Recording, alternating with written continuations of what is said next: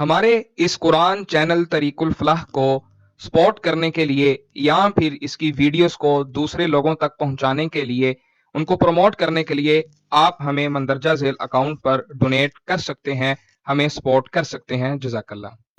الحمد لله رب العالمين والصلاة والسلام على أشرف الأنبياء والمرسلين أما بعد فأعوذ بالله السميع العليم من الشيطان الرجيم من همزه ونفخه ونفثه بسم الله الرحمن الرحيم رب اشرح لي صدري ويسر لي أمري واحلل عقدة من لساني يفقه قولي رب يسر ولا تعسر وتمم بالخير۔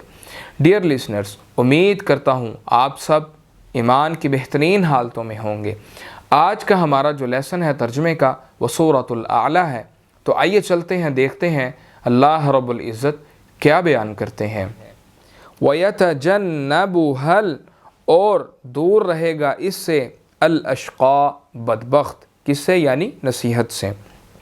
الذی وہ جو یصلی داخل ہوگا النار الکبریٰ بہت بڑی آگ میں، ثم لا يموت پھر نہ وہ مرے گا، فیہا اس میں، ولا یحیا اور نہ جیے گا۔ قد افلح تحقیق فلاح پا گیا، من تزکا وہ شخص جو تزکا پاک ہوا، جس نے اپنے نفس کا تزکیہ کیا، وذکر اور اس نے یاد کیا، اسم نام کو، ربی ہی اپنے رب کے، فصلی پھر اس نے نماز پڑھی، بلکہ تؤثرون تم ترجیح دیتے ہو، الحیات الدنیا دنیا کی زندگی کو، والآخرۃ اور آخرت، خیر بہت بہتر ہے، وابقی اور زیادہ پائیدار ہے، باقی رہنے والی ہے۔